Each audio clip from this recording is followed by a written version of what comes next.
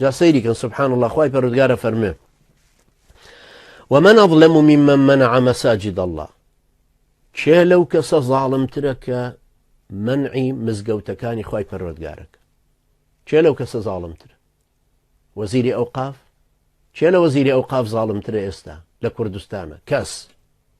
نمسعود برزاني نجلال طالباني نمسؤولي آسايش كان ندج تيرور أوي مسؤولي هر قورو جرمي قوري لسرا وزيري أوقاف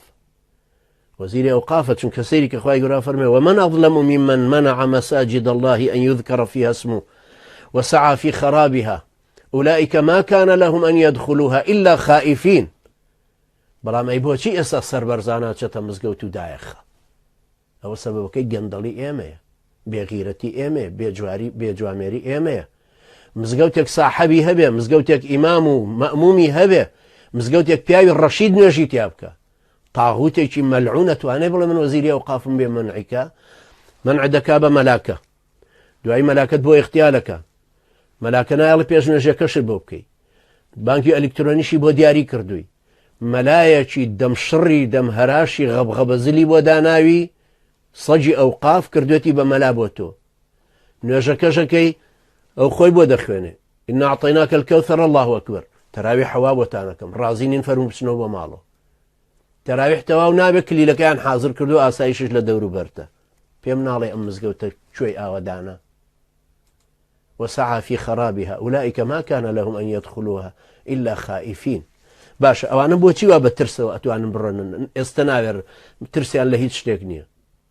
أو وقتك خائفين بن وقتك حسب ظلم أكره كأهلي جواميري وأهلي دينداري وأهلي الرشيدي وأهلي بيعي معقول إسلامك هالقرتبه ومن أظلم ممن منع مساجد الله وسعى في خرابها خراب كردني مزقوت شونه ويران كردني شوفلك دي نبي الرخيني نا هو وزيري أوقافي حزبي علماني لا دينية تماعي لبناكش هيا الله سبيني كين بمركزي كلاوانو جودو كاراتي تياكري سبيني بيش مرقتي تولي راح حسيتو سبيني كين بخان سبيني كين ببار وكو مزقوت كان كلينين كردني بخوا قسمي كان ببار أقري وهروا غيرتان رآوا بجولته وسعى في خرابها أولئك ما كان لهم أن يدخلوها إلا خائفين لهم في الدنيا خزي ولهم في الآخرة عذاب عظيم جاءوا مجديش زور قوري أوش بزانا إيوا دفاع لمزقوت يجنا كان خواي قوري ليكا خواي قوري دفاعي لكعبة كيكر كسيصو شص بتيت يابو لهم في الدنيا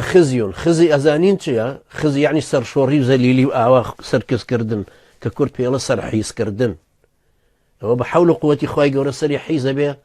لعلمانيا كاني ترزيها تركي استاءون دا فالاماني مزقوتا كان دا وكو صق بأهلي مزقوتا ور هو خواي قوري الرسوايا كبس شاوريكن يا ربي خوايا بعظمتي خود خوايا بو دفاع كردن لمسلماناني داماوي كردستان واهلي مزقوت ما نادرو ملا محترمه كاني ترخوايا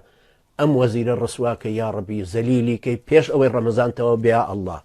يا الله يا الله يا الله خوايا هاناد بو دينين خوايا بو كردواني بو روجواني بو تو هجرين خوايا ام وزيري اوقاف زليل كي كلا كردستان استا وزيره